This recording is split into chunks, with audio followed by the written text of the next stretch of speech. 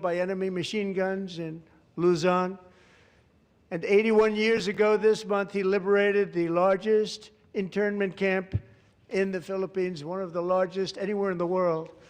But he earned many honors, including a Purple Heart and a Bronze Star, came home, started a family, and tonight he is in the gallery looking forward to July 4th, 2026, his 100th birthday.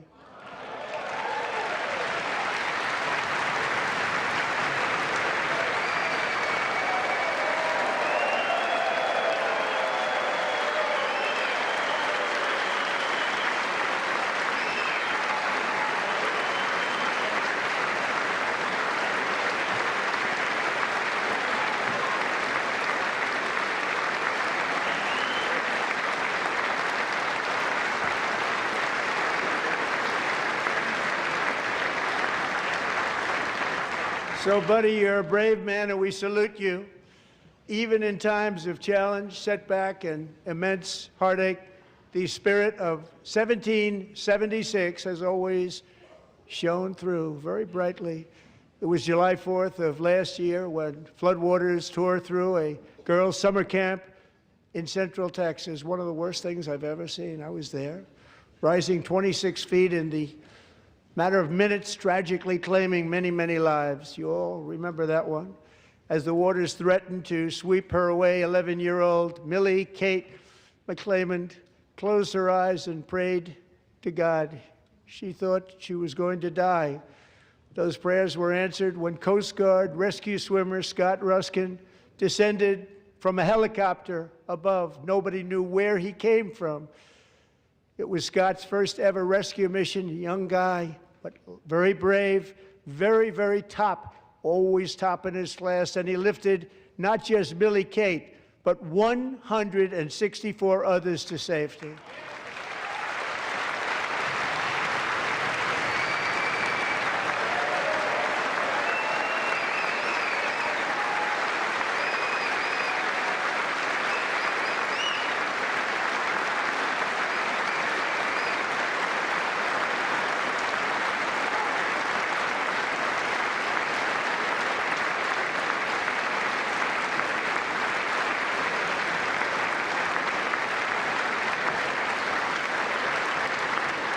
People watched Scott from a distance, and they couldn't believe what they were seeing. The winds were blowing, the rain was pouring, everything was going, and that rapid water, nobody's ever seen anything like it. They said, wow, that's something.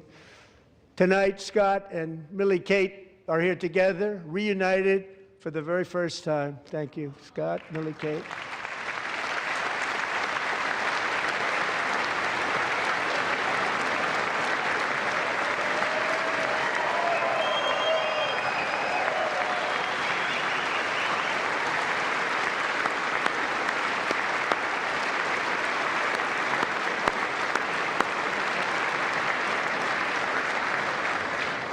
And Petty Officer Ruskin, I'm pleased to inform you that I am now awarding you the Legion of Merit for extraordinary heroism, which is what it was, extraordinary heroism. Thank you.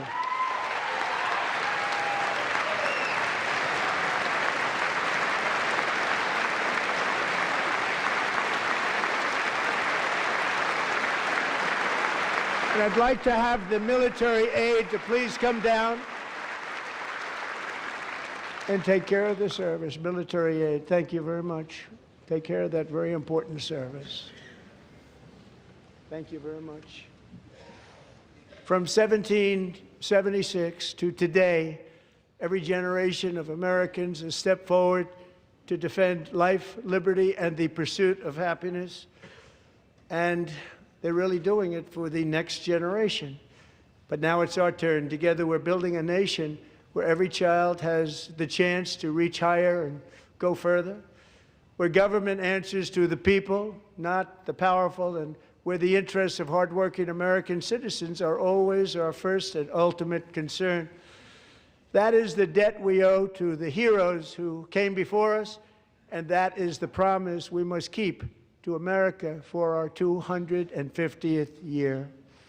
Last year, I urged this Congress to begin the mission by passing the largest tax cuts in American history, and our Republican majorities delivered so beautifully. Thank you, Republicans.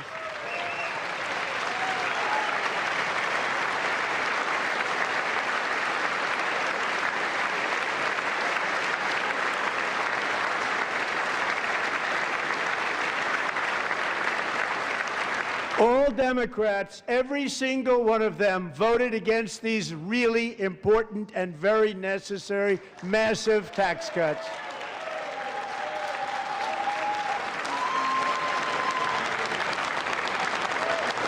They wanted large-scale tax increases to hurt the people instead.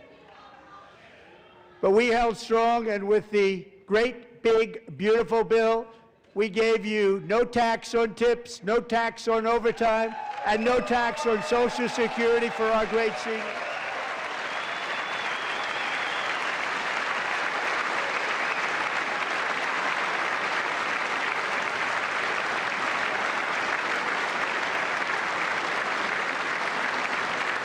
And we also made interest on auto loans tax deductible the first time, but only if the car is made in America.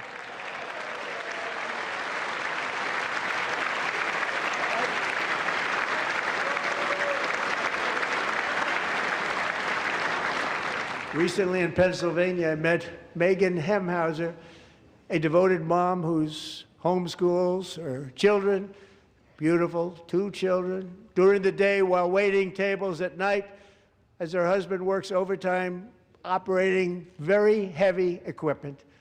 Megan is here this evening, and she's happy to tell you that she is so much richer because with no tax on tips, no tax on overtime, and our expanded child tax credit done again by Republicans, Megan and her husband will take home more than $5,000 extra just for the year, cutting her tax bill in more than half.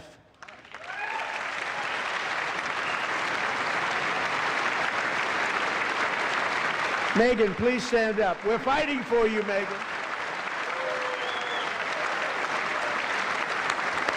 Thank you, Megan. Thank you, Megan. We're fighting for you, Megan. Under our bill, parents like Megan can also activate their children's brand new Trump accounts. And I didn't name it. I did not name that.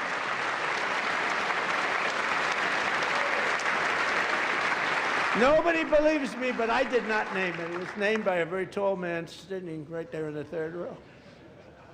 Nice man, a good man. Tax-free investment accounts for every American child. This is something that's so special and has taken off and gone through the roof.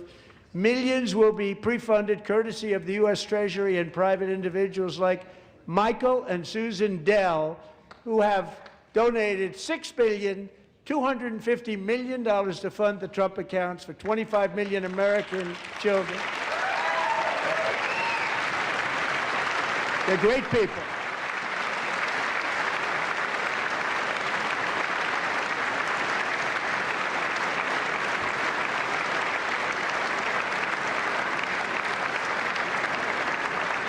When I asked Michael Dell, how do you make all that money? He said, well, I just sat on my dorm in school, and I made computers, and I'd sell them to people, and I just kept selling and selling and selling, and pretty amazing story. That's called the American dream. He sold a lot of computers, a lot of those laptops, so I congratulate him on that, but I really thank him and Susan, as well as others like Brad Gerstner, a very tremendous guy. He was behind it right from the beginning. Brad Gerstner. Thank you, Brad.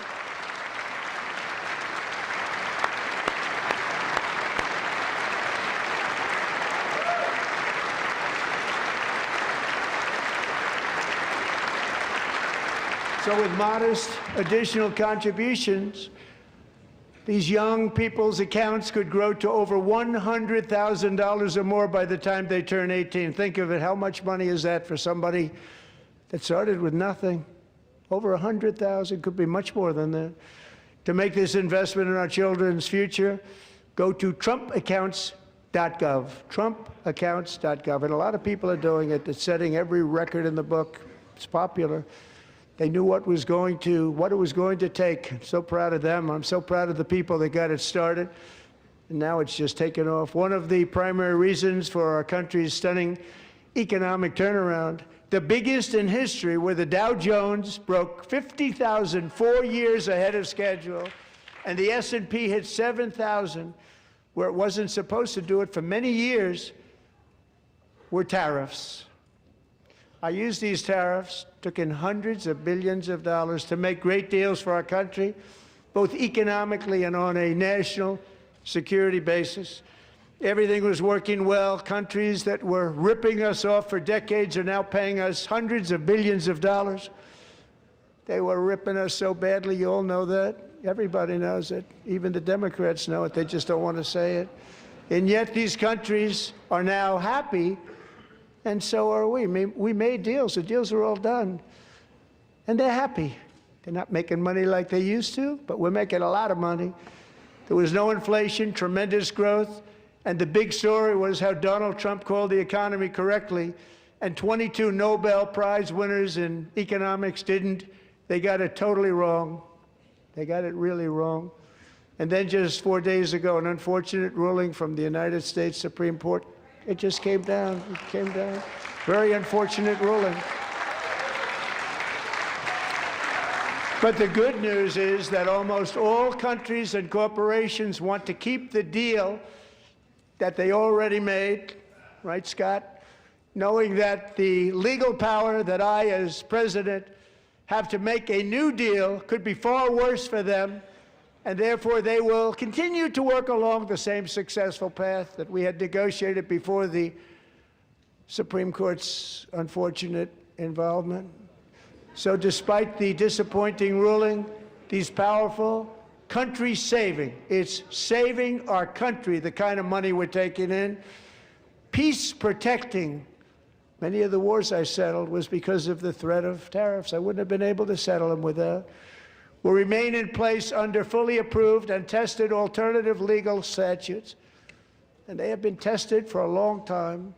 They're a little more complex, but they're actually probably better, leading to a solution that will be even stronger than before. Congressional action will not be necessary. It's already time-tested and approved. And as time goes by, I believe the tariffs paid for by foreign countries will, like in the past, substantially replace the modern-day system of income tax, taking a great financial burden off the people that I love.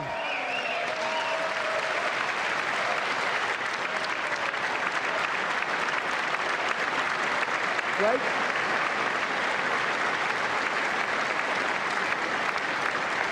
Moving forward, factories, jobs, investment, and trillions of dollars will continue pouring into the United States of America because we finally have a president who puts America first. I put America first.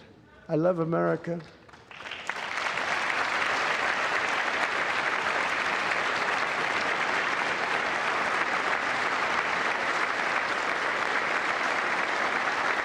For decades before I came along, we had the exact opposite.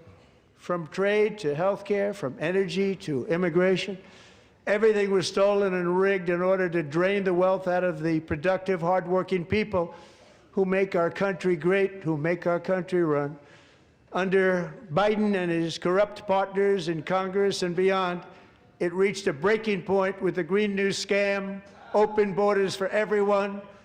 They poured in by the millions and millions from prisons, from mental institutions. They were murderers, 11,888 murders. They came into our country. You allowed that to happen. And record-setting inflation that cost the typical family $34,000 in just a speck of time. Now the same people in this chamber who voted for those disasters suddenly use the word affordability, a word. They just used it. Somebody gave it to them, knowing full well that they caused and created the increased prices that all of our citizens had to endure. You caused that problem. You caused that problem.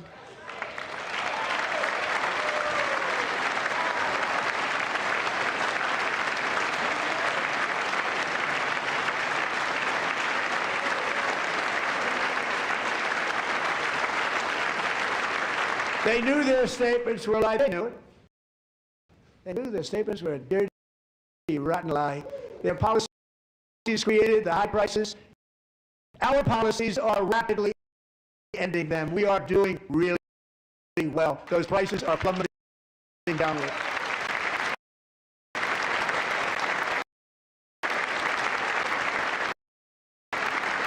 The price of eggs is down 60%, Madam Secretary. Thank you. The cost of chicken, butter, fruit, hotels, automobiles, rent is lower today than when I took office by a lot. And even beef, which was very high, is starting to come down significantly. Just hold on a little while, we get it down. And soon you will see numbers that few people would think were possible to achieve just a short time ago. Nobody can believe when they see the kind of numbers, and especially energy, when they see energy going down to numbers like that, they cannot believe it. It's like another big tax cut. I'm also confronting one of the biggest ripoffs of our times, the crushing cost of health care caused by you. Since the passage of the Unaffordable Care Act, sometimes referred to as Obamacare, big insurance companies have gotten rich. It was meant for the insurance companies, not for the people. With our government giving them hundreds and hundreds of billions of dollars a year as their stock prices soared 1,000, 1,200, 1,400, and even 1,700%, like nothing else.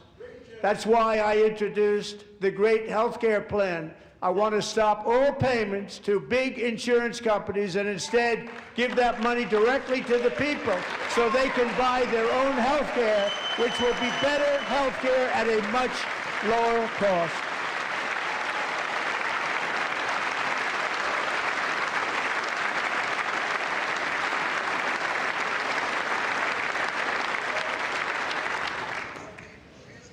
In addition, my plan requires maximum price transparency. That's a big deal. Sounds so simple, so big. And I did that in my first term, and the Democrats immediately terminated it with full knowledge that they were doing a very bad thing for the people. Costs were going to go way up, and that's what happened, and now I'm bringing them way down on health care and everything else. I'm also ending the wildly inflated cost of prescription drugs like has never happened before.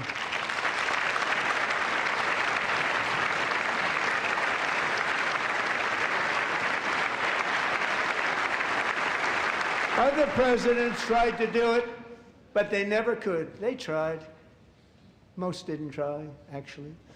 But they tried. They said they tried. They couldn't do it. They didn't even come close. They were all talk and no action, but I got it done.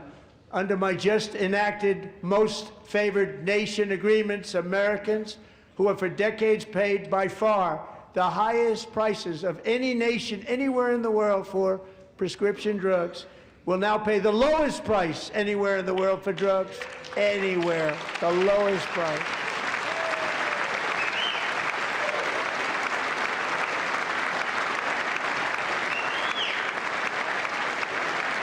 So in my first year of the second term, should be my third term, but strange things happen. I took prescription drugs, a very big part of health care, from the highest price in the entire world to the lowest. That's a big achievement. The result is price differences of 300, 400, 500, 600% and more, all available right now at a new website called TrumpRx.gov. And I didn't name that one either, by the way.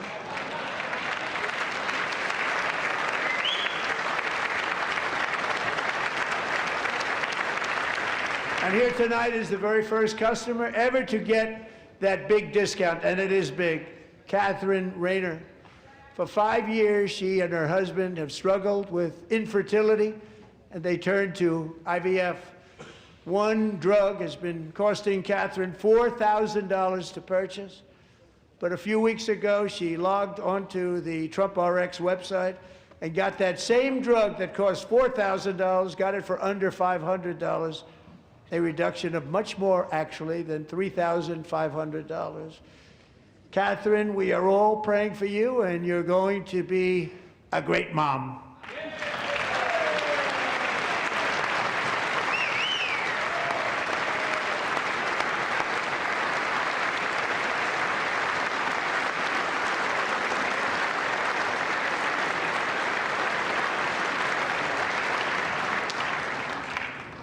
So now I'm calling on Congress to codify my most favored nation program into law. Now, the one thing, I'm not sure it matters because it's going to be very hard for somebody that comes along after me to say, let's raise drug prices by 700 or 800%.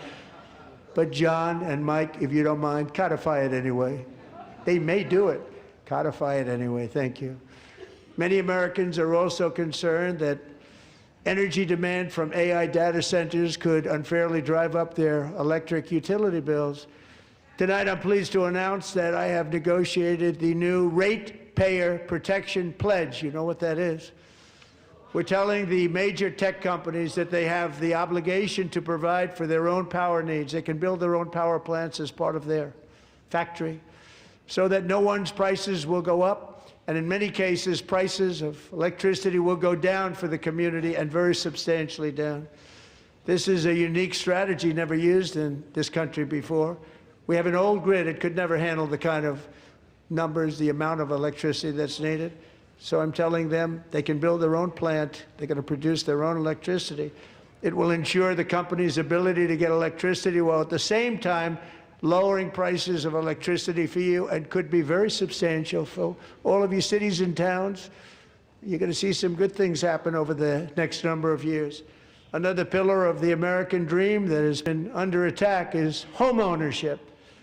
With us tonight is Rachel Wiggins, a mom of two from Houston.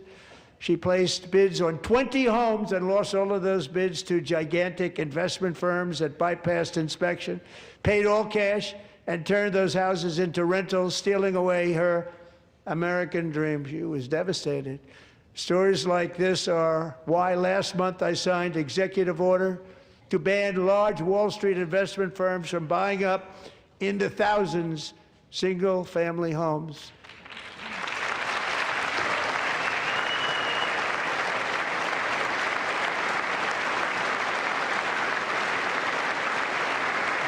And now I'm asking Congress to make that ban permanent, because homes for people, really, that's what we want. We want homes for people, not for corporations. Corporations are doing just fine. Rachel, thank you very much. Good luck with your home. You'll get one soon.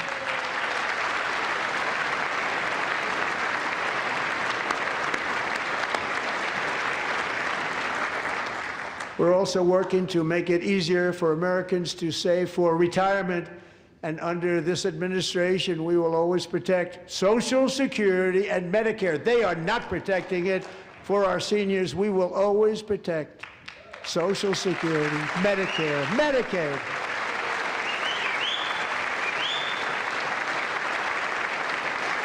Since I took office, the typical 401k balance is up by at least $30,000. That's a lot of money.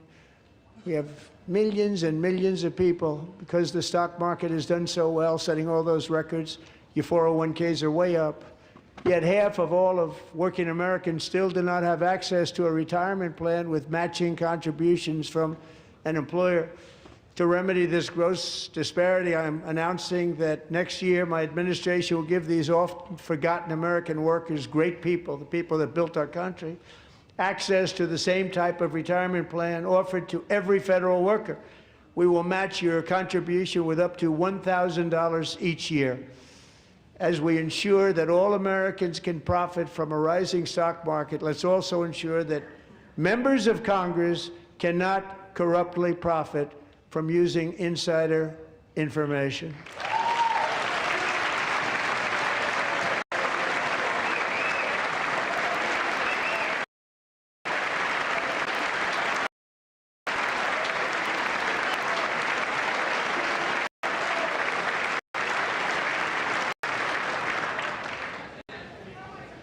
They stood up for that. I can't believe it. I can't believe it. Did Nancy Pelosi stand up if she's here? Doubt it. Pass the Stop Insider Trading Act without delay.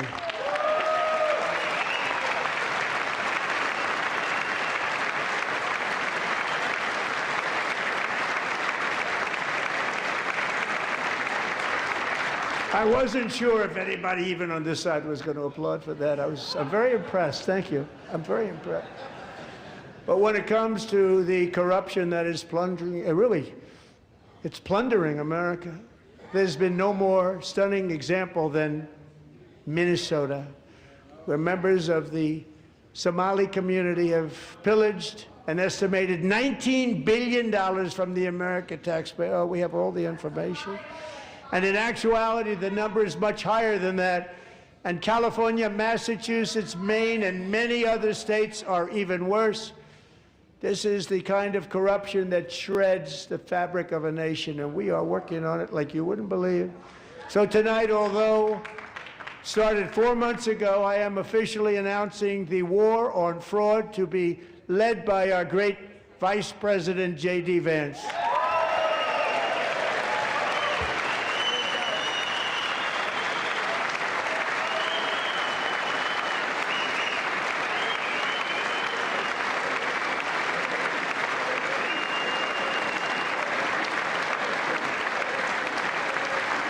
We'll get it done. And if we're able to find enough of that fraud, we will actually have a balanced budget overnight. It'll go very quickly. That's the kind of money you're talking about. We'll balance our budget. The Somali pirates who ransacked Minnesota remind us that there are large parts of the world where bribery, corruption, and lawlessness are the norm, not the exception. Importing these cultures through unrestricted immigration and open borders brings those problems right here to the USA. And it is the American people who pay the price in higher medical bills, car insurance rates, rent, taxes, and perhaps most importantly, crime. We will take care of this problem. We're going to take care of this problem. We are not playing games. Delilah.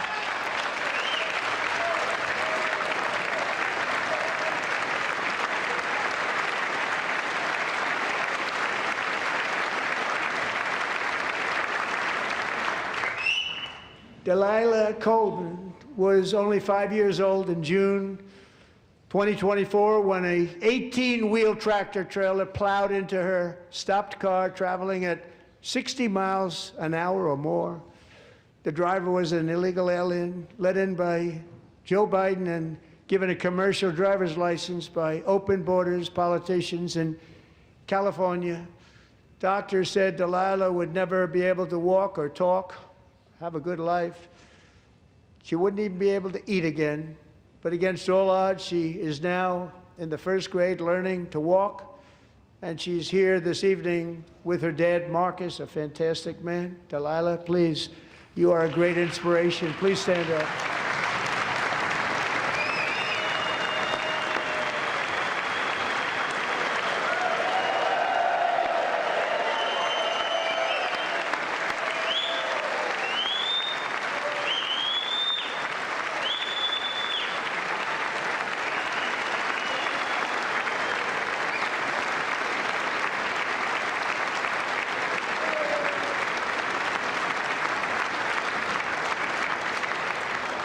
Thank you, Delilah.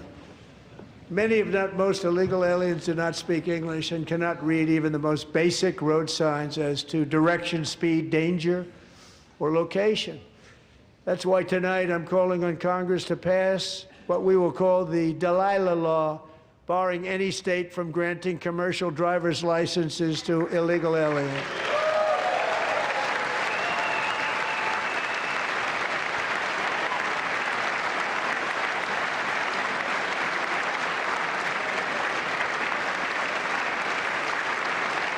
And yesterday, as you probably saw at the White House, I hosted a ceremony with Americans who lost their treasured loved ones to the scourge of illegal immigration. People came into our country, how we allowed this to happen with our open borders. These are the angel moms and families that for decades our government betrayed and our media totally ignored. Totally ignored. It was terrible. Hard to believe, actually. In 2023, a 16-year-old high school cheerleader named Elizabeth Medina was supposed to perform in her town's Christmas parade, but she never arrived. Her mother, Jacqueline, went home to look for her, and she found her lying dead in a bathtub, bleeding profusely after being stabbed 45 times. Elizabeth's killer was a previously arrested illegal alien who had broken in and brutally extinguished the brightest light in her family's life, violently and viciously. Her heartbroken mother is in the gallery to remind everyone in this chamber exactly why we are deporting illegal alien criminals to our country at record numbers, and we're getting them the hell out of here fast. We don't want them.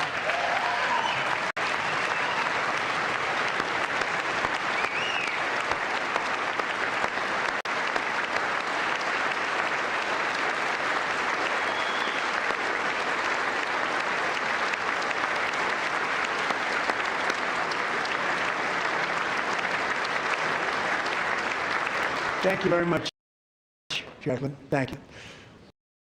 We can never forget that many in this room not only allowed the border invasion to happen before I got involved, but indeed they would do it all over again if they ever had the chance. If they ever got elected, they would open up those borders to some of the worst criminals anywhere in the world. The only thing standing between Americans and a wide open border right now is President Donald J. Trump and our great Republican patriots in Congress. Thank you. Thank you.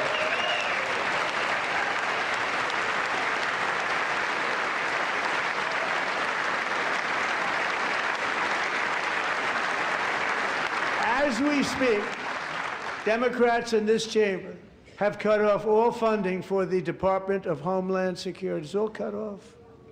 It's all cut off. They have instituted another Democrat shutdown, the first one costing us 2 points on GDP. 2 points we lost on GDP, which probably made them quite happy, actually. Now they have closed the agency responsible for protecting Americans from terrorists and murderers. Tonight I'm demanding the full and immediate restoration of all funding for the border security, homeland security of the United States, and also for helping people clean up their snow. We have no money because of the Democrats, and it would be nice, I'd love to give you a hand to clean it up, but you gave no money. Nobody's getting paid. It's a shame. So you have to think about it. We have, in case you didn't know, pretty large snowstorm out there. One of the great things about the State of the Union is how it gives Americans the chance to see clearly what their representatives really believe. So tonight I'm inviting every legislator to join with my administration in reaffirming a fundamental principle. If you agree with this statement, then stand up and show your support. The first duty of the American government is to protect American citizens, not illegal aliens.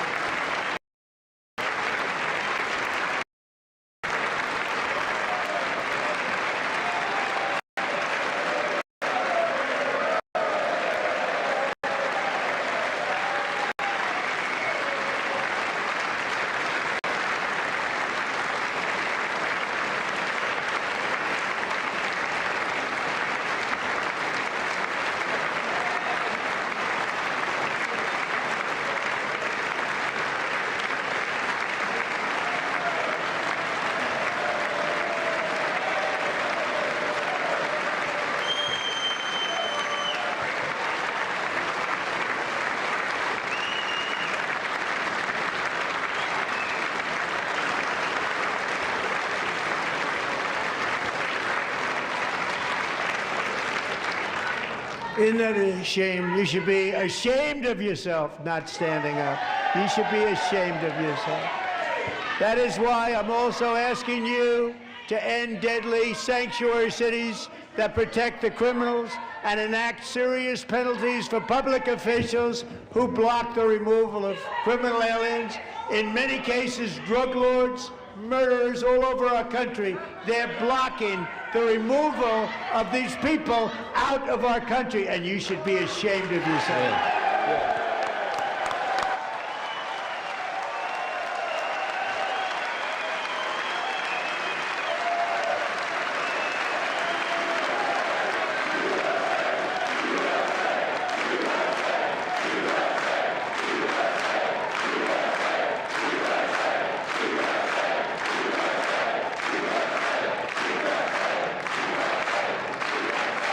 And perhaps most importantly, I'm asking you to approve the Save America Act.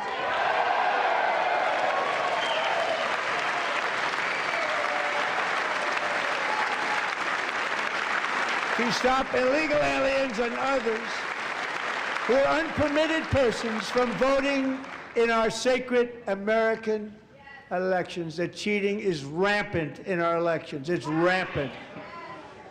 It's very simple. All voters must show voter ID.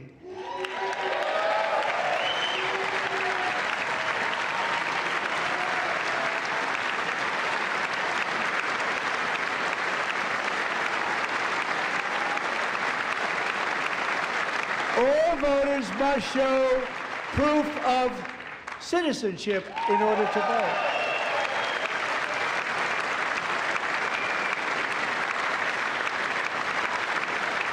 And no more crooked mail-in ballots except for illness, disability, military, or travel. None.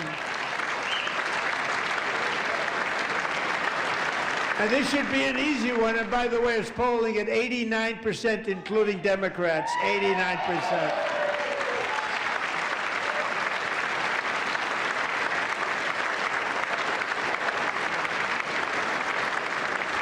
And even the new communist mayor of New York City, I think he's a nice guy, actually.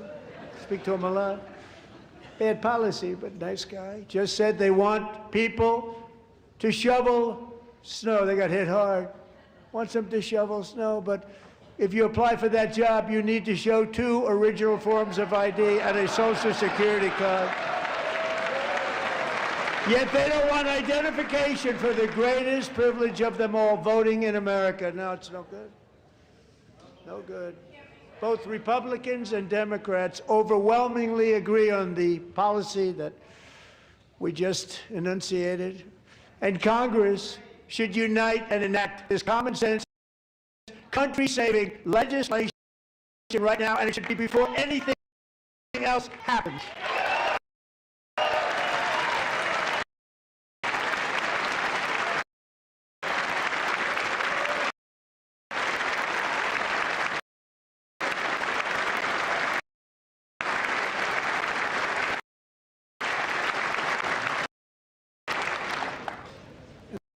The reason they don't want to do it, why would anybody not want voter ID? One reason, because they want to cheat. There's only one reason. They make up all excuses. They say it's racist. They come up with things, you almost say, what imagination they have. They want to cheat.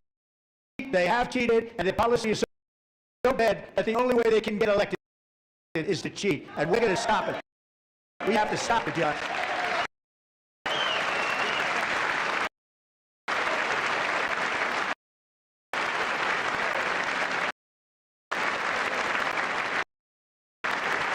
And here is one more opportunity to show common sense in government. In the gallery tonight are Sage Blair and her mother, Michelle.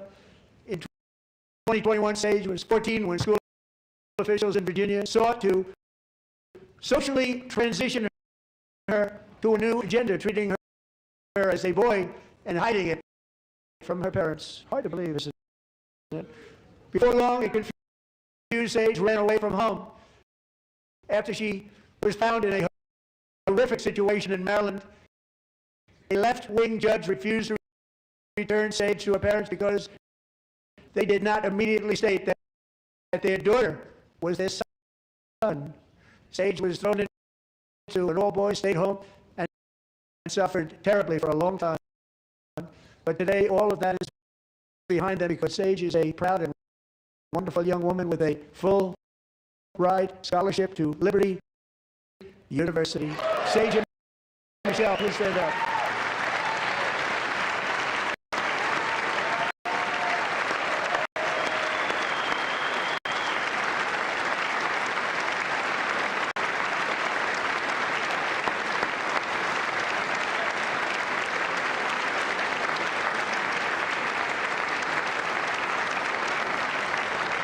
And thank you for your great bravery. And who can believe that we're even speaking about things like this? 15 years ago, if somebody was up here and said that, they'd say, what's wrong with him? But now we have to say it because it's going on all over numerous states without even telling the parents. But surely we can all agree no state can be allowed to rip children from their parents' arms and transition them to a new gender against the parents' will. Who would believe that we would? We must ban it, and we must ban it immediately.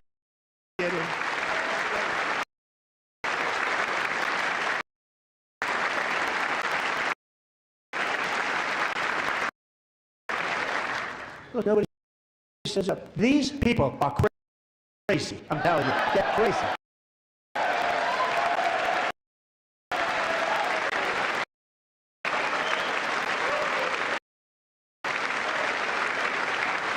Amazing. Boy, oh boy. We're lucky we have a country. With people like this, Democrats are destroying our country, but we've stopped it just in the nick of time, didn't we?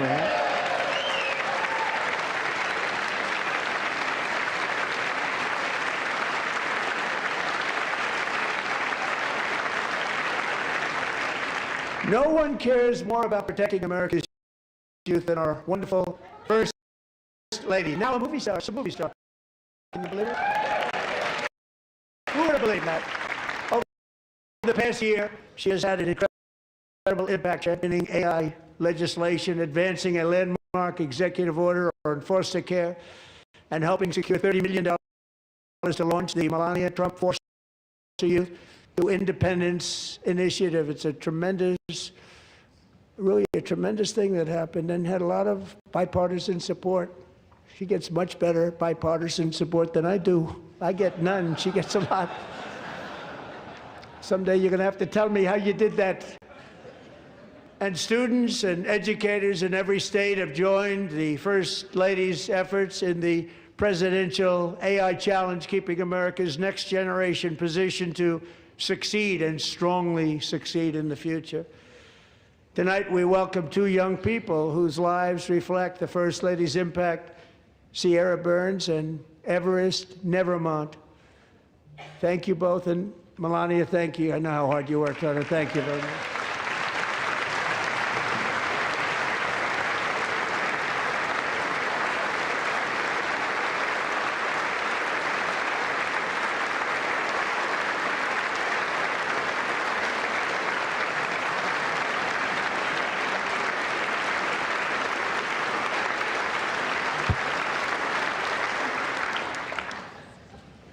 I'm very proud to say that during my time in office, both the first 4 years and in particular this last year, there has been a tremendous renewal in religion, faith, Christianity, and belief in God. Tremendous renewal.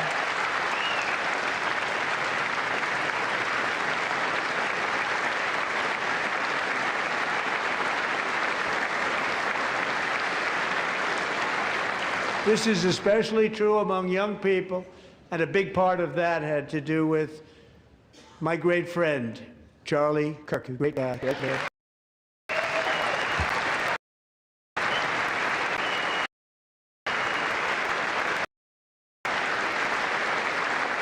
So last year, Charlie was violently murdered by an assassin and martyred, really martyred for his beliefs. His wonderful wife, Erica, is with us tonight. Erica, please stand.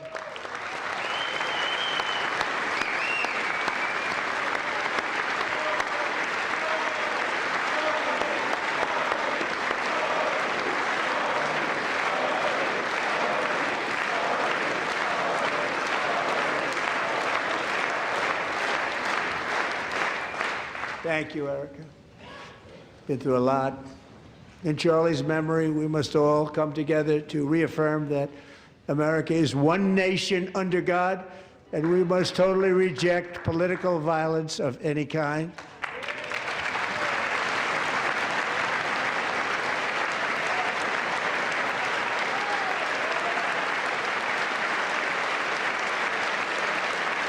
We love religion, and we love bringing it back, and it's coming back at levels that nobody actually thought possible. It's really a beautiful thing to see. Above all, unleashing America's promise requires keeping our communities safe.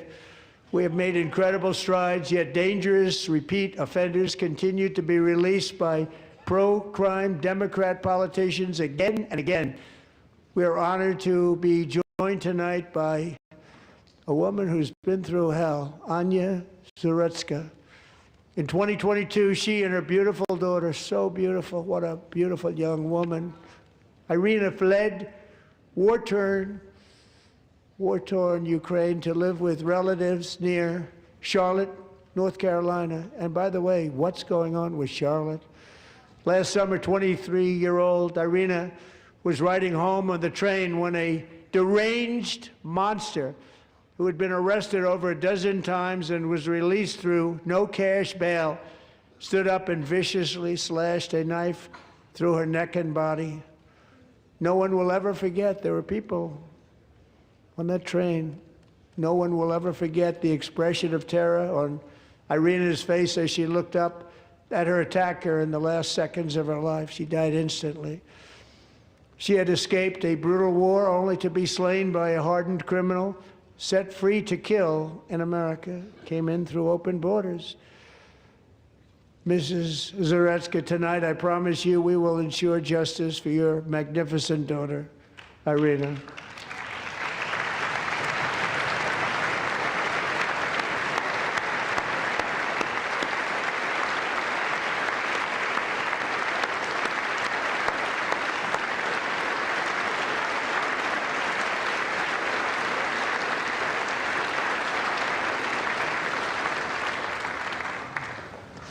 How do you not stand?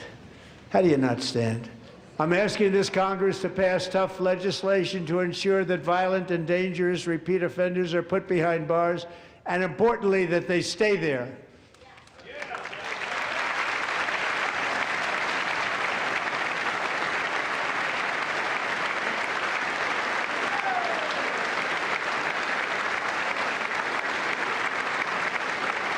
Starting last summer, I deployed our National Guard and federal law enforcement to restore law and order to our most dangerous cities, including Memphis, Tennessee, big success, New Orleans, Louisiana, big success, and our nation's capital itself, Washington, D.C., where we have almost no crime anymore in Washington, D.C. How did that happen?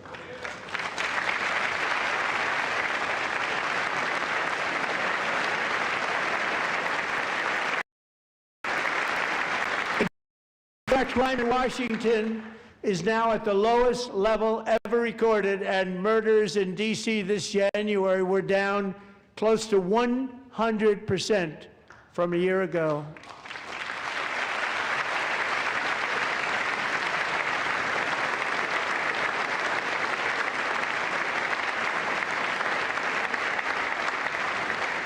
They don't like to hear that.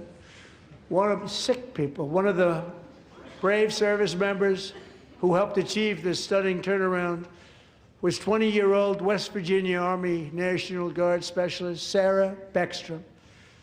After a 4-month deployment, she voluntarily extended her service, and her rank was going to be lifted. She was doing so well.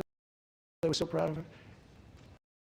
But the very next day, she was on patrol near the White House when she was ambushed and shot in the head by a terrorist monster from Afghanistan. Shouldn't have been in our country. And all because she wore the uniform of our nation, she was shot. He traveled here because he didn't like people wearing our uniform. He was sick and deranged, shouldn't have been in our country.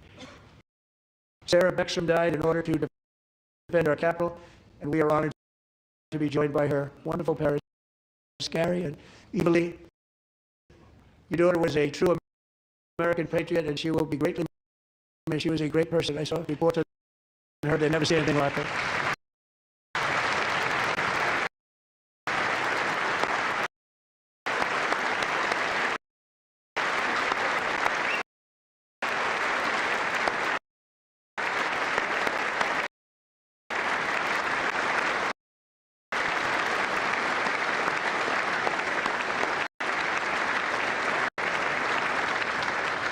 So sorry. Thank you very much. A great young lady. I saw reports that were like perfect. She was perfect. Serving alongside Sarah that day was Staff Sergeant Andrew Wolf.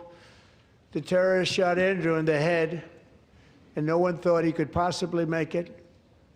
The two of them, Sarah and Andrew, both shot violently in the head.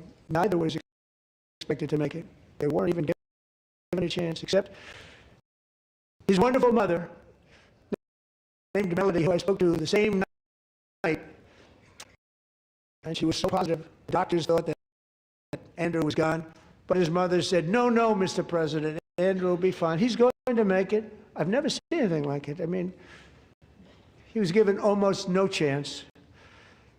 She said, I have no doubt, sir, he's going to be okay. This was a conversation that I had with her that night, with her son laying helplessly in bed, blood all over.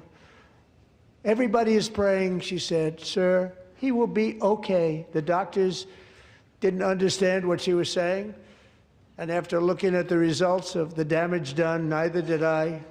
She was so strong and conclusive that even Andrew's great father felt she didn't really understand the gravity of the situation.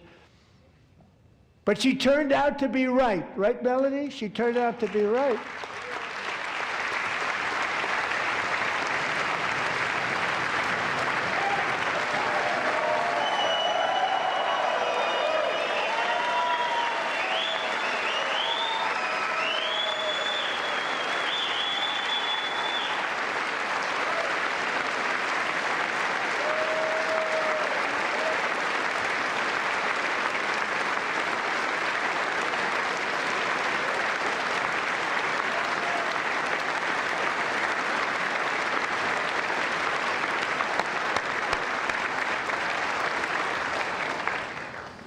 Amazing, actually. I said, where does this woman come from? She's the most positive person I've ever met.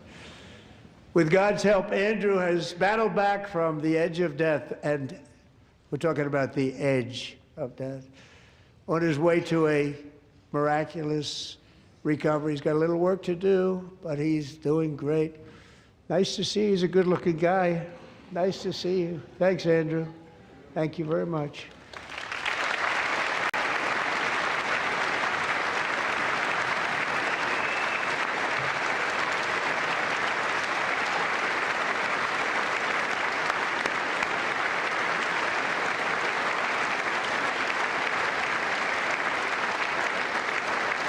So, Andrew, while you're up, now I'm going to ask a highly respected General James Seward to present Staff Sergeant Andrew Wolf and the great family of Sarah Beckstrom with the award created by our late, great President George Washington himself. It's called the Purple Heart.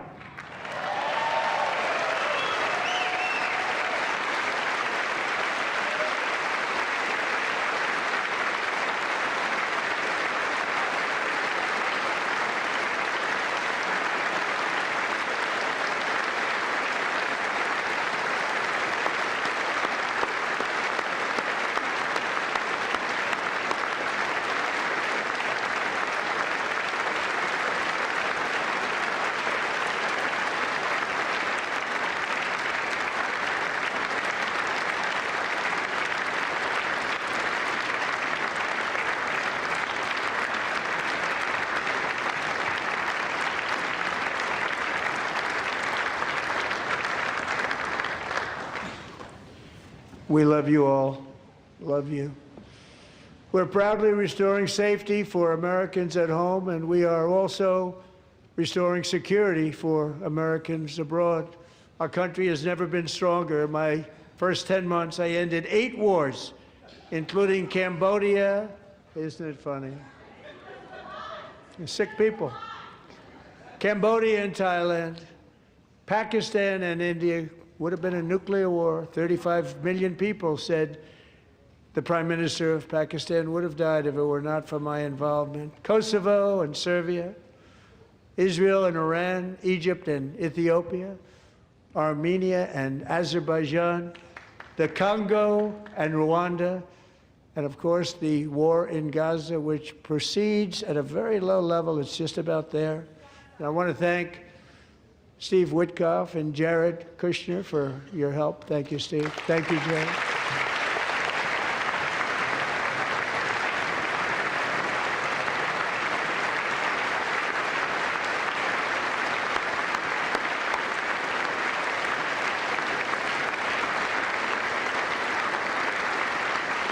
And I also want to thank the man they report to, Secretary of State Marco Rubio. Thank you, Marco.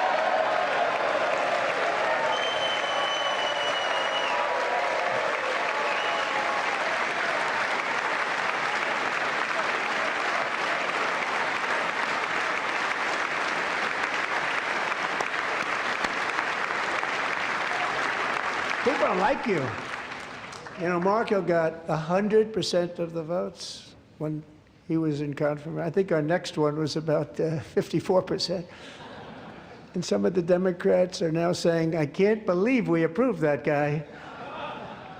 And he said it's an honor that they feel that way, right, Marco? You have done a great job, great Secretary of State. I think he'll go down as the best ever.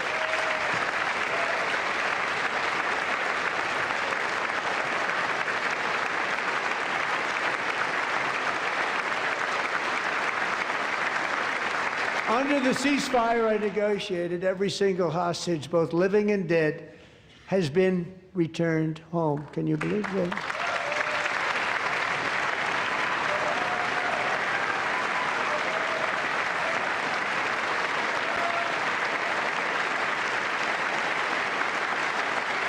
Nobody thought it was possible. Nobody thought that was possible. Both living and dead, and those parents who had a dead son, their boy, they'd always tell me their boy, they wanted him as much as though he were living.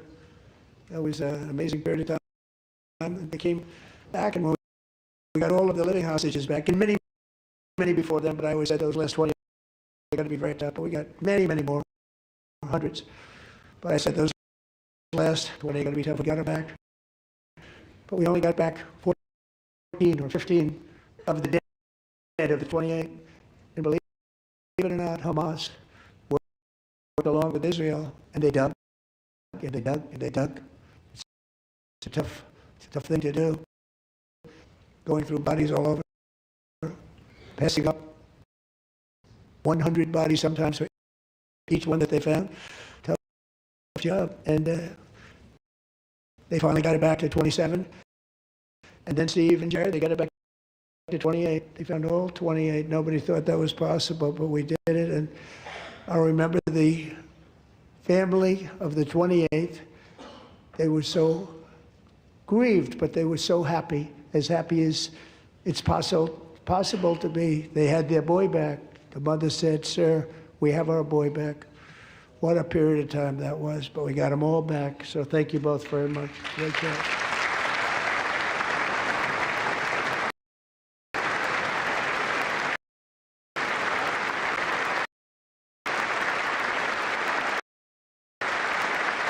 And we're working very hard to end the ninth war, the killing and slaughter between Russia and Ukraine, where 25,000 soldiers are dying each and every month. Think of that, 25,000 soldiers are dying a month.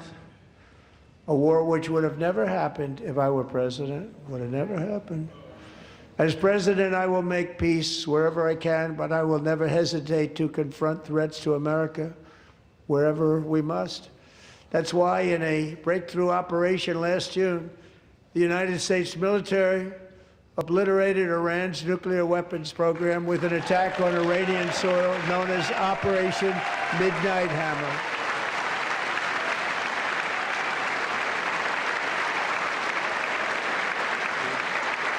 Good.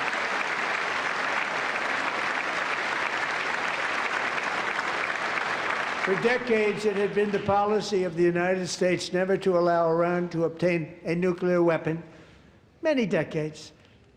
Since they seized control of that proud nation 47 years ago, the regime and its murderous proxies have spread nothing but terrorism and death and hate. They've killed and maimed thousands of American service members and hundreds of thousands and even millions of people with what's called roadside bombs. They were the kings of the roadside bomb. And we took out Soleimani. I did that during my first term. Had a huge impact. He was the father of the roadside bomb.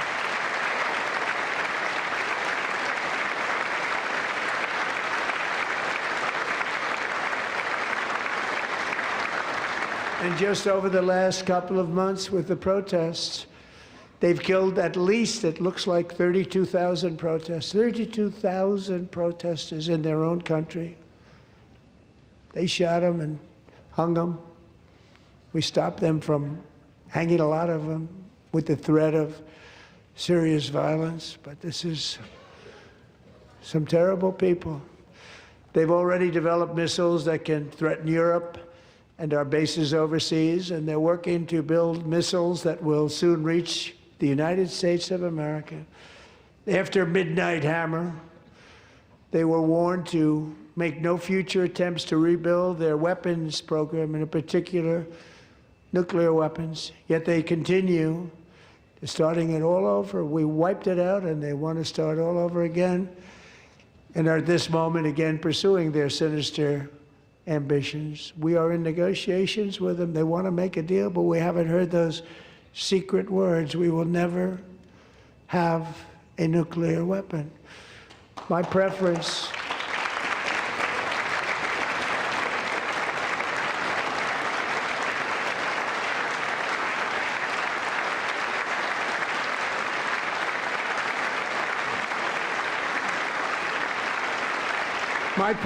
is to solve this problem through diplomacy.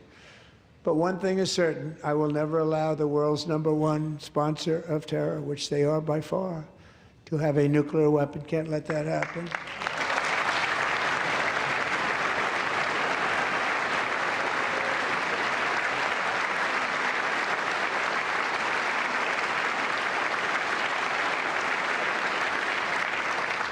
And no nation should ever doubt America's resolve. We have the most powerful military on earth. I rebuilt the military in my first term. We're going to continue to do so. Also, we just approved a $1 trillion budget. We have no choice. We have to be strong, because hopefully we will seldom have to use this great power that we built together. It's really called peace through strength, and it's been very, very effective.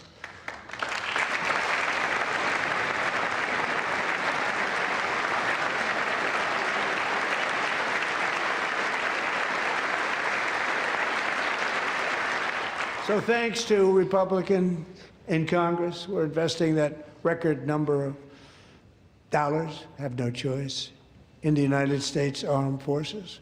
Also creating a lot of jobs, but we're not even doing it for that reason. Because as I said, we have more jobs, more people working today than ever before in the history of our country. And NATO countries are friends and allies. They are. They're our friends and they're our allies. Have just agreed, at my very strong request, to pay 5% of GDP for military defense rather than the 2%, which they weren't paying. We were paying for almost all of it. Now they're paying 5% as opposed to not paying 5%.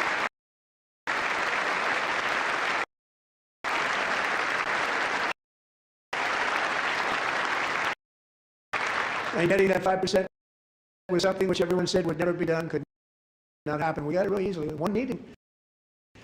And the big difference between 2% that's not paid, we were paying, afraid of many of them, very few were paid up. Now 5% then they're paid. And everything we send over to Ukraine is sent through NATO, and they pay us in full. They pay us totally in full. Every branch of our armed forces is setting records for recruitment. This is so exciting. And every service member recently.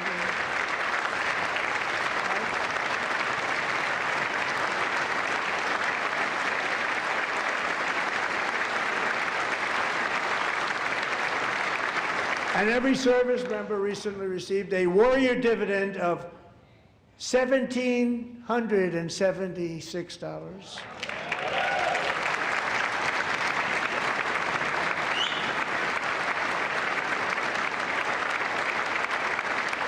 You know, they put it on my desk. We got the money from tariffs and other things, a lot of money we have. We have much more money than people understand. Have to rebuild that program a little bit, but it won't take long. But we got the money, and it was $1,775, and they wanted my approval. And I said, what's the number? $1,775. I said, wait a minute, for $1 more we can have $1,776. It's going to... I said, we're going to figure that. I never asked anybody if we could afford it. $1 more, I said $1,776. And I said, that's good. And I'll tell you what, our military, that was 4 months ago, our military, I never see a person in the military that doesn't thank me for it, so we're honored to do it. They deserve it. And we call it 1776. It was great. And we love our military. We love our law enforcement. We love our firemen. You know, the firemen don't get mentioned enough. We love our firemen. We're also...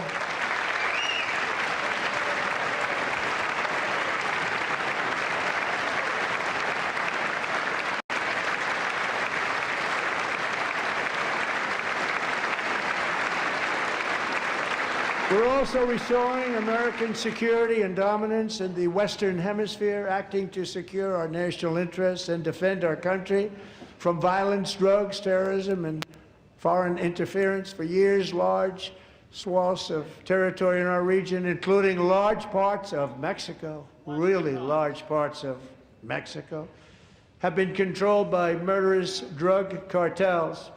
That's why I designated these cartels as foreign terrorist organizations, and I declared illicit fentanyl as a weapon of mass destruction.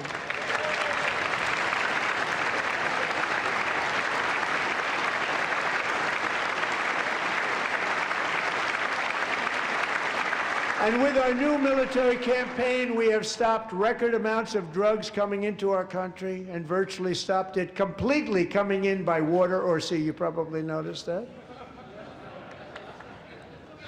We very seriously damaged their fishing industry also. Nobody wants to go fishing anymore. We've also taken down one of the most sinister cartel kingpins of all. You saw that yesterday. In January,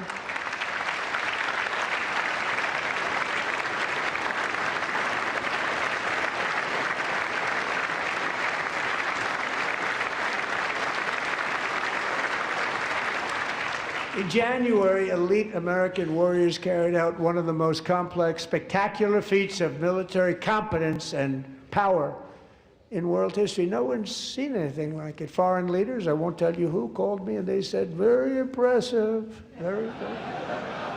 They couldn't believe, they all watched, they saw what happened. This is a different fighting force that we had years ago when we fought to tie. You know, it's a great fighting force. I'm so proud of it.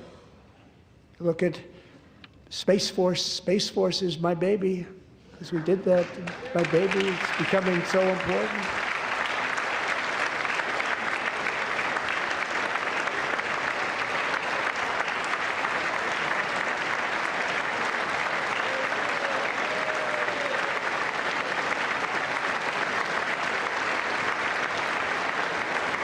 And America's armed forces overwhelmed all defenses and utterly defeated an enemy, good fighters, to end the reign of outlaw dictator Nicolas Maduro and bring him to face American justice.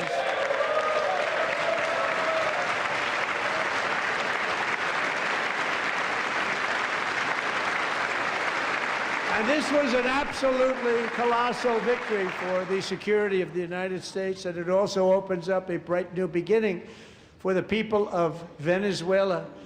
We're working closely with the new president of Venezuela, Delcy Rodriguez, to unleash extraordinary economic gains for both of our countries and to bring new hope to those who have suffered so terribly. They really did suffer. With us tonight is Alejandro Gonzalez. She grew up in a tight-knit Venezuelan family and was especially close to her beloved uncle Enrique. But after Enrique ran for office and opposed Maduro, he was kidnapped by Maduro's security forces and thrown into the regime's really infamous prison in Caracas. Alejandro feared she would never see her uncle again. She feared for her own life also. But since the raid, we have worked with the new leadership, and they have ordered the closure of that vile prison and released hundreds of political prisoners already, with more to come. Alejandro, I'm pleased to inform you that not only has your uncle been released, but he is here tonight. We brought him over to celebrate his freedom with you in person. Enrique, please come down.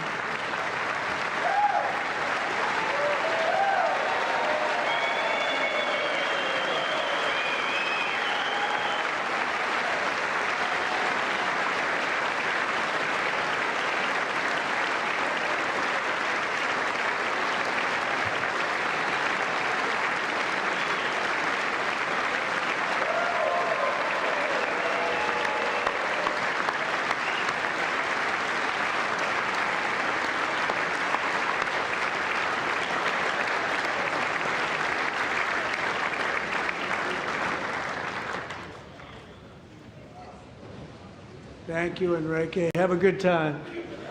Nice to have you back, Enrique. There were many heroes on that January raid to capture Maduro, really great heroes. It was very dangerous. They knew we were coming. They were all set. But the deeds of one warrior that night will live forever in the eternal chronicles of military valor. Chief Warrant Officer 5, Eric Slover, planned the mission and was the flight lead in the cockpit of the first helicopter, a big, beautiful, powerful helicopter. It was a massive Chinook carrying, as you can imagine, many, many American warfighters. Wearing the dog tags his wife Amy had blessed with holy water before he left. She knew it was going to be a rough one. Eric steered the Chinook under the cover of night and descended swiftly upon Maduro's heavily protected military fortress. This was a major military installation, protected by thousands of soldiers and guarded by Russian and Chinese military technology. How did that work out? Not too good. While preparing to land, enemy machine guns fired from every angle, and Eric was hit very badly in the leg and hip, one bullet after another. He absorbed 4 agonizing shots, shredding his leg into numerous pieces. And yet, despite the fact that the use of his legs was vital to successful helicopter flight, legs are the most important part of flying a helicopter, to deliver the many commandos who would capture and detain Maduro was the only thing Eric was thinking about. Then, even as he was gushing blood, which was flowing back down the aisle, helicopter lands at a steep angle. The machine gun stood right in front of him. They were right in front of him, 2 machine gunners who escaped the wrath of the previous planes.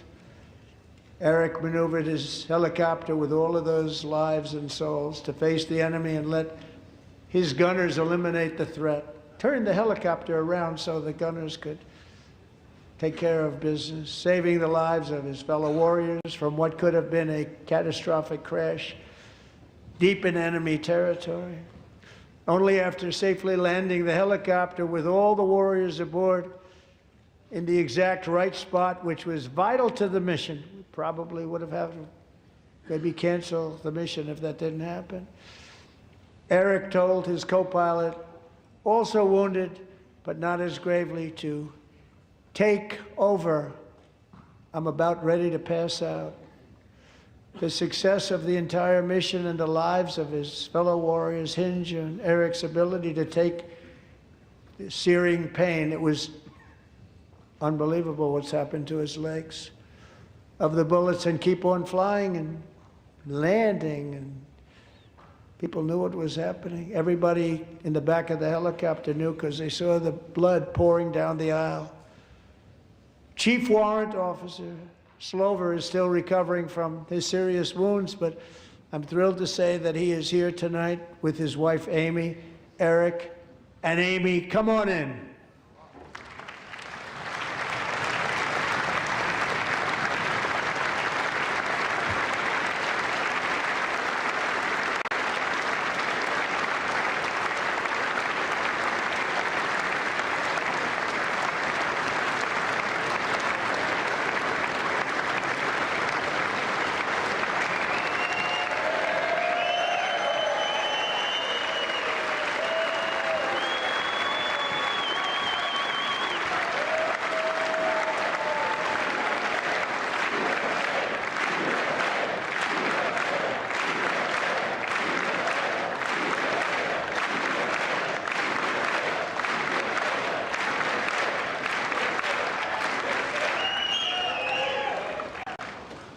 So we have a surprise for Eric and Amy.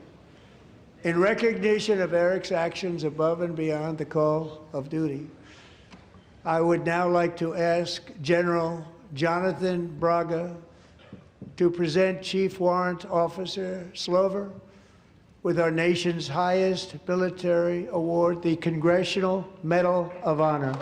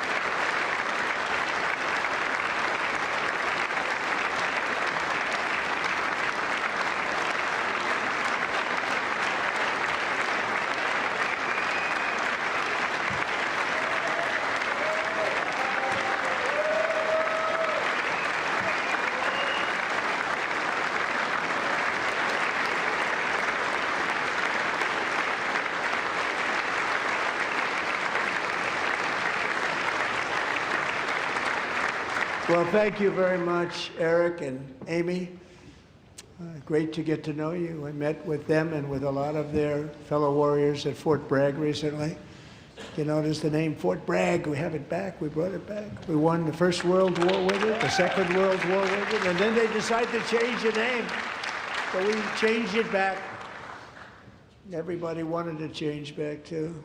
And 10 of Eric's fellow warriors from that incredible night of victory will also be receiving medals at a private ceremony that will soon be held at the White House. And Eric will be there.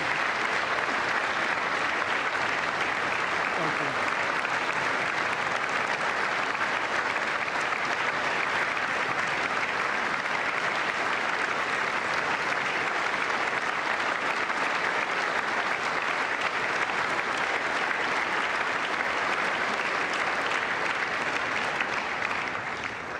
Thank you, Eric. That's a big one.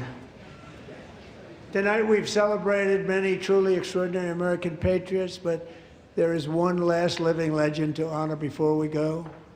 He is one more heroic American aviator, Navy fighter pilot. Royce Williams served in World War II, Korea, Vietnam, flying more than 220 missions. In the skies over Korea in 1952, Royce was in the dogfight of a lifetime, legendary dogfight. Flying through blizzard conditions, his squadron was ambushed by 7 Soviet fighter planes. It was his first aerial combat of the war, and despite being massively outnumbered and outgunned, Royce led the takedown of 4 enemy jets and almost destroyed the others, vanquishing his adversaries while taking 263 bullets to his own plane and being seriously hurt. His story was secret for over 50 years. He didn't even want to tell his wife, but the legend grew and grew. But tonight, at 100 years old, this brave Navy captain is finally getting the recognition he deserves. He was a legend long before this evening. Royce, please stand up, and I will ask the First Lady of the United States to present Captain Royce Williams with his Congressional Medal of Honor.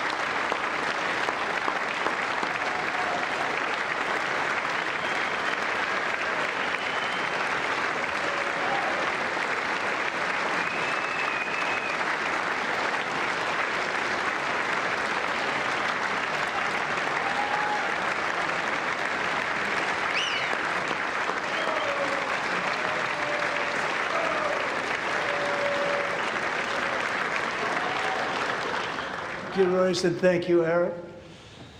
I've always wanted the Congressional Medal of Honor, but I was informed I'm not allowed to give it to myself, and I wouldn't know why I'd be taking it, but if they ever open up that law, I will be there with you someday. But you know, that's our highest honor, Congressional Medal of Honor, and that's a big thing, and it's an honor to be in the same room with you. Thank you both very much, Eric. Thank you.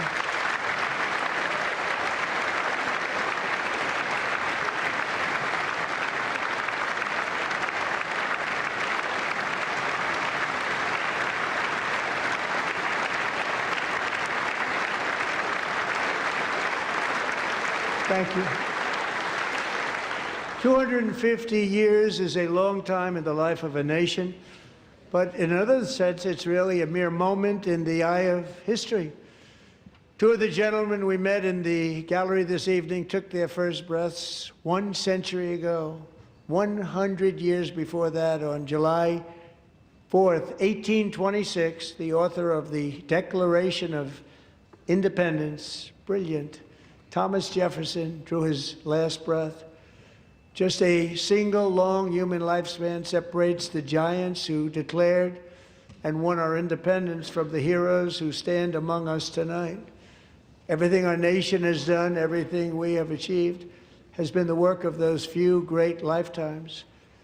In those brief chapters, Americans built this nation from 13 humble colonies into the pinnacle of human civilization and human freedom, the strongest, wealthiest, most powerful, most successful nation in all of history.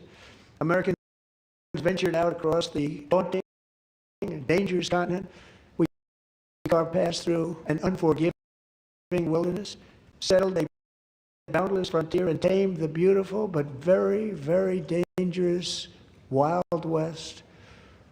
From empty marshes and wide open plains, we raised up the world's greatest cities. Together, we mastered the world's mightiest industries and shattered history's monstrous tyrannies. And we liberated millions from the chains of fascism, communism, oppression, and terror. Americans lifted humanity into the skies on the wings of aluminum and steel. And then we launched mankind into the stars on rockets powered by sheer American will and unyielding American pride. We wired the globe with our ingenuity. We captivated the planet with American culture. And now we are pioneering the next great American breakthroughs that will change the entire world. All of this and so much more is the enduring legacy, unmatched glory of the hardworking patriots who built and defended this country and who still carry the hopes and freedoms on all of humanity's backs. For years they were forgotten, betrayed, and cast aside, but that great betrayal is over and they will never be forgotten again, because when the world needs courage, daring, vision, and inspiration, it is still turning to America. And when God needs a nation to work his miracles, he knows exactly who to ask. There is no challenge Americans cannot overcome, no frontier too vast for us to conquer, no dream too bold for us to chase, no horizon too distant for us to claim. For our destiny is written by the hand of providence, and these first 250 years were just the beginning. From the rugged border towns of Texas to the heartland villages of Michigan, from the sun-kissed shores of Florida to the endless fields of the Dakotas, and from the historic streets of Philadelphia to right here in our nation's capital, Washington, D.C., the golden age of America is upon us. The revolution that began in 1776 has not ended. It still continues because the flame of liberty and independence still burns in the heart of every American patriot. And our future will be bigger, better, brighter, bolder, and more glorious than ever before. Thank you, God bless you, and God bless America.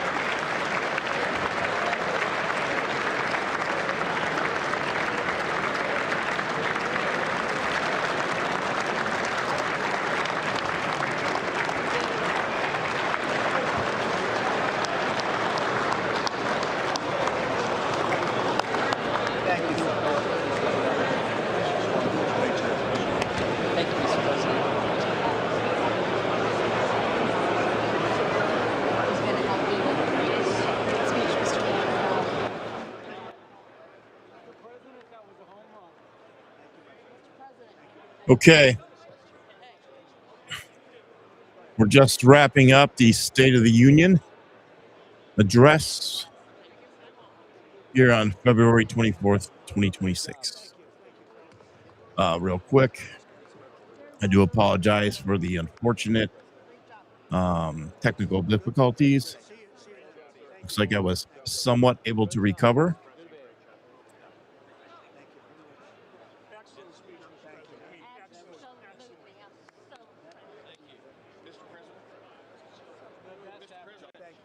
Okay, so we're just watching President Trump walk out right now.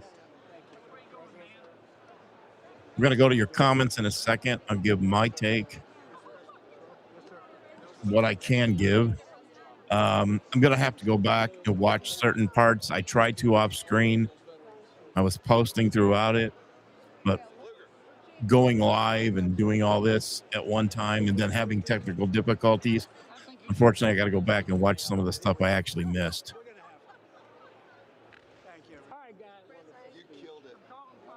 Okay.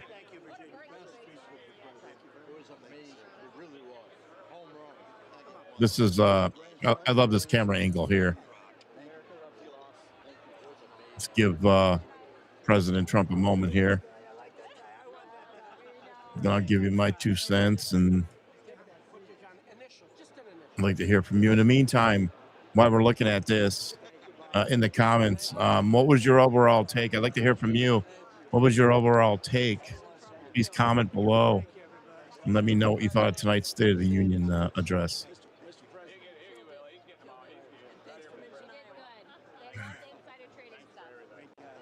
It was amazing.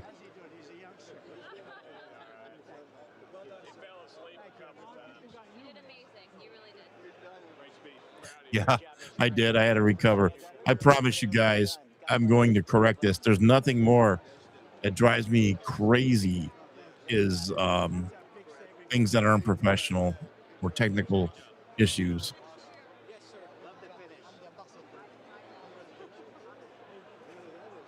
Great speech. He honored so many.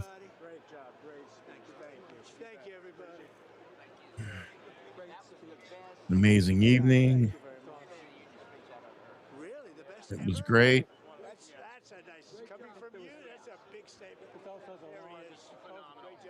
Loved it.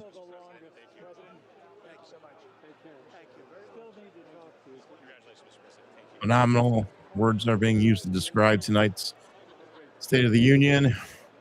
Awesome. One hell of an address.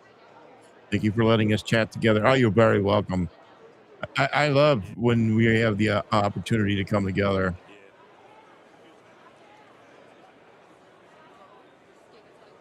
Yeah, it was under 120 minutes because I don't think it was something like, if I'm not mistaken, it was almost near quarter after, wasn't it? 9 when he was introduced. So it was under 2 hours technically.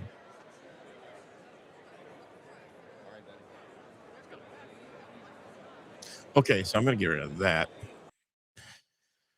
Okay, so I'm gonna keep your messages open over here, and I'll bring them up as I'm talking. I won't stay on too much longer. But I do promise to what is today? Today is Tuesday. So I do want to come back on the air this week. As a matter of fact, I have to get these technical difficulties worked out, so I'm going to want to come on the air to test them. So again, thank you for tuning in. I appreciate this. So far, everything that I've seen, and like I said, I got to go back a little bit, especially at the beginning because I was doing way too much.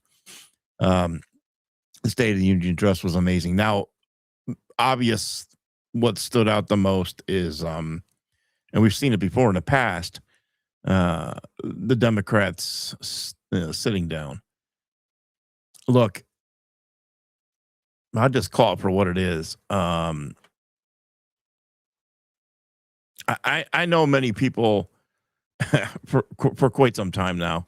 I don't believe it, but what I do believe, I believe we're in birthing pains. If people talking about the end times and things like that, I think we're seeing birthing pains of that. One of the things we've been talking about behind the scenes here, with some people who are involved with me here at MindFix Entertainment, is a certain documentary we'd like to work on. I'll make it known now. We've been talking about doing it around TDS, around Trump derangement syndrome, but around the brainwashing and the propaganda. I'm fascinated by that. I really am. And what we've been witnessing over the years, and it seems to be getting worse. The propaganda in the media is such a powerful weapon, and I believe that the enemy, the devil, if you will, knows exactly what he is doing. For me to be blessed, be awake, and when I say awake, let me clarify that. There, I'm not talking about to the news and conspiracy theories. I'm talking about being spiritually awake. And, but being awake and witnessing this today, I am absolutely floored at what I'm alive and witnessing this, at the great brainwashing that has been going on. to see it, how Satan has literally captured, where we heard that? Where we heard that before? Satan has captured the minds of many. And you saw that tonight. That is far beyond um, just anger. Okay. I know what I put up on my social media. I called them soulless demons. Um, but truth be told, I just think that there's a combination of things going on there. Besides their minds being captured, these people are involved with dirty money. I mean, we were talking about it before we started the show, being involved directly with the cartel, um, and so many other areas of deep state ties. These people are bought and paid for. They're soulless. They got to listen to their masters as well. Witnessing that on the world stage tonight is the word I want to use is very powerful. It's very powerful to watch that. I know it's grotesque, it's disgusting. It angers many of you to see that display of Democrats, the way they acted. They acted like children. They ran on emotion. Even though they probably got together, had a huddle before the State of the Union, and said, we'll stand for A, B, and C, so we don't look that soulless. But for the most part, we're not going to stand. You saw Ilhan Omar just screaming at the top of her lungs. You heard throughout President Trump's speech people screaming in the background, and I see what President Trump's playbook was tonight. It was to talk loud and overpower them. He obviously came in expecting them to be shouting. I mean, it's just really amazing. If I go back and think about State of the Unions prior to President Trump's presidency in his first term, I can't remember anything like this display before. Watching this, I'm well aware. I am very well aware of the demonic possession. And what I mean by that is, I'm not talking about The Exorcist, demonic possession of all these people's minds. You see it online, you see it on social media in the comments all day. One reason I work so hard, especially at that Facebook page, to keep the community the way it is because I try and keep that stuff out as best as I can. I've been accused before of no free speech. No, it's not about that. I want to keep evil out. Okay. And yes, it is my page, and I'll do that. And the feedback's been wonderful because people love coming there.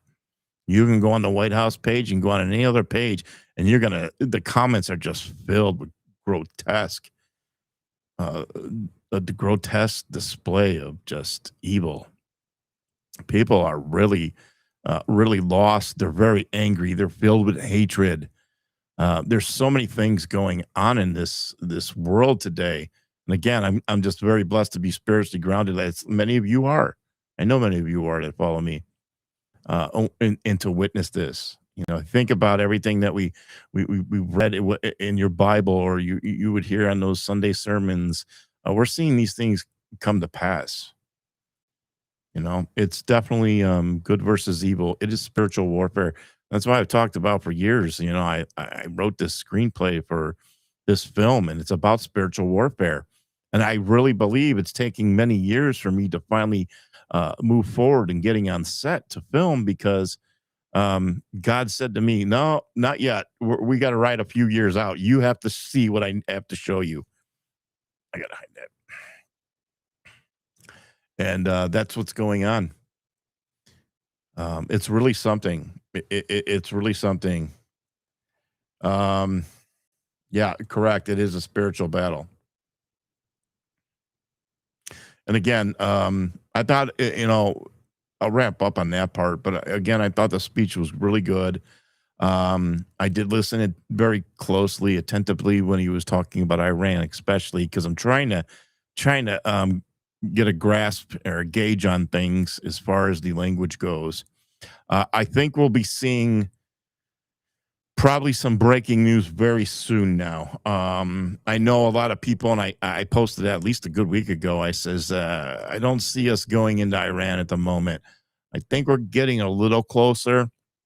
I think what we're going to hear first is probably within the coming days here this week, whether probably see President Trump post about negotiations and a deal with Iran. I don't see it happening. I mean, we're not going to be privy to the information that's going on behind the scenes, behind closed doors. I pretty much have reason to believe that their negotiations are pretty much very tough. They drew the line in the sand, and they're not going to budge whatsoever when it comes to the Iranian regime. President Trump will post what he wants to post, and he'll make it like, "Oh, we're doing our best, we're negotiating, etc." And I think it's much tougher behind the scenes. That military buildup is, from my understanding, is the biggest military buildup we've had in the Middle East. Um, and that costs a lot of money, a lot of money to have that presence out there. So I just don't see us walking away. We had a military buildup, not that big, but in in the Caribbean with Venezuela, and then they obviously had an operation.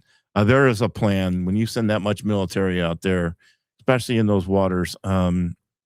There is a plan. You heard it in Chuck Schumer's voice today. Go back and watch that video if you want. It's like, okay, Chuck's very concerned because he's got some 411 for sure from that meeting this afternoon with Rubio, with the Gang of Eight, the CIA director, John Ratcliffe. So again, I'm keeping an eye on that. Anything breaks when it comes to that, you can count on me going live at the right moment, and I will do that, and I will do my best to walk everybody through it. I will say this again. We are not going to war. A lot of people are out there just putting all this garbage out there, and there are some very big names that everybody knows. I'm standing my ground. I don't believe this is war whatsoever. I think before President Trump came on with the State of the Union speech, I think I was in the middle of saying before I got interrupted that we basically people who are saying that I didn't vote for this and I didn't vote for war, etc. I understand what they're trying to say, but they're so misguided. Their impatience and they turned on Trump. Their hatred for Trump. I was calling out Tucker, MTG, Marjorie Taylor Greene, and all that. They don't realize we're not doing that. We're not starting new wars. Technically, if you really want to look at this, we're ending it. Okay, we're bringing an end to terror. We're bringing an end to the Iranian regime that have pretty much raped and pillaged for my entire life. We're bringing an end to, it looks like we're trying to end a drug cartel. This is bigger than we can fathom. And this is going to carry into the next president as well.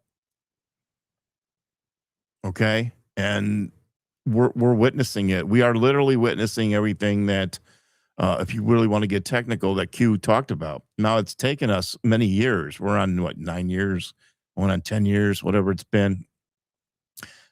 Q came out late October 2017, but we're really seeing things come to pass. I know it's been very difficult, the waiting game. Now, I posted something recently about my patience. I didn't say my patience is running out. Okay, I said there's a clock ticking, and basically I forgot how I worded it, but basically time is almost up. In my particular precipice, I think I said, is near. I didn't say patience was running out. There's a difference. Okay. I believe there's a clock. There's this invisible clock right now. It goes along with 2026, the midterms and everything.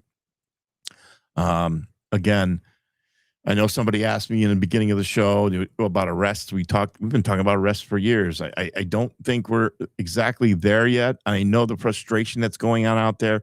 You're seeing arrests in the UK when it comes to these people and Prince Andrew and what's his name yesterday with the Epstein files. They're resigning, then they're getting arrested, and cases are brought for them. Now, I don't know what's going on in the UK. I don't know if it's smoke and mirrors. Time will tell.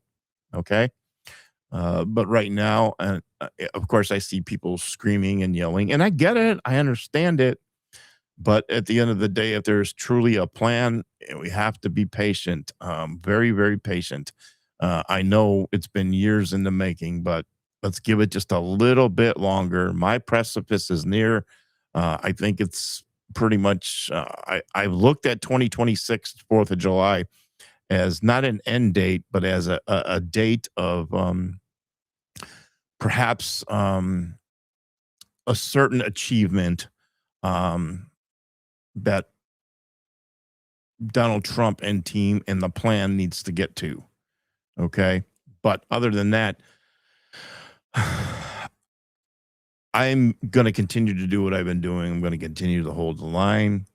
I'm going to continue to hold out that there is this plan unfolding. We're seeing it. We've never witnessed anything like this before. I mean, seriously, when can you say the war on drugs? We've never really been involved this deep like we are now when it comes to the war on drugs. You've never seen a president so involved with truly trying to end the war on drugs. But there are many moving parts.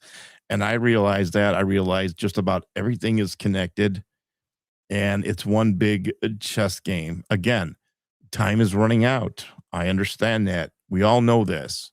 So time will tell. I will gladly come on here and say, look, I was wrong about everything. I held on. I held the line. I was wrong about trust the plan, and Q was nothing but a bunch of malarkey. I don't think that's going to be the case. And I believe in always never giving up, because it's always when we get to that point, and think about your personal lives throughout your course of your life. For those of you who are my faith-based warriors out here, when you're about to give up on something, when it gets hard or just too much, and you make that decision to just like, oh no, I'm going to hold on a little longer. I just can't give up. I've come this far, and then breakthrough happens, and that's where I think in my discernment, my spirit tells me we're at right now. So again, I'll keep an eye on things with Iran. That's something I watch very closely. I'll break in at any time and bring you that news. Don't be distracted. Again, what I was trying to say earlier, don't be distracted by the whole before you freak out, before I say these words. Just let me finish. Don't be distracted by the whole Epstein files document. Okay, because I know a lot of people are out there screaming about arrests and pedophiles, and this isn't going away and all that. I agree with you. Okay, but at the same time, there are more things happening. Okay, and there's um, that has to be addressed. That has to be taken care of. Okay, but at the same time, if there is this plan that we're not privy to, we have to allow it to unfold, even though we may not like it or the direction it's going in. Allow it to finish unfolding. Okay. I don't want to be one of those people that say, I gave up too soon and I should have waited. I know better. I've learned my lessons over the course of my life to do that. So, well, again, I appreciate everybody tuning in. I do apologize for the technical difficulties at the beginning of this. It looks like we pulled it off. I appreciate everybody who's tuned in. It is late. It's 11:20 a.m. here on the East Coast. And again, I look forward to probably being on later on this towards the end of the week. I appreciate your prayers. Appreciate your prayers for my mother. I'll keep you updated on that. And again, I'm very, very grateful for this entire community, for those who follow me. And I am just so happy when we come together like this. It's because of you guys that I'm able to do what I do. But, just because you come to my pages or these live streams, you make me a part of your life. It's not the other way around. So thank you very much. I really appreciate it. And that's it. So I'm out of here. You guys have a wonderful evening, and I'll talk to you real soon. All right. Have a good night.